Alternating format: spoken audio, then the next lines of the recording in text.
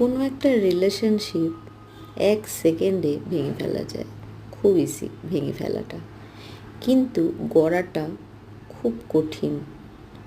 কিছু ভুল তোমার, কিছু ভুল আমার থাকবেই, কিন্তু দেখতে হবে যে তোমার ভুলটা কতটা।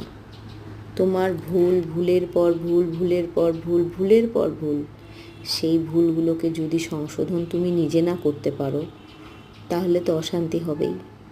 তোমার অশান্তি হওয়ার কারণ যদি তুমি নিজে হও, তাহলে তুমি অন্যকে কেন দোষ দেবে?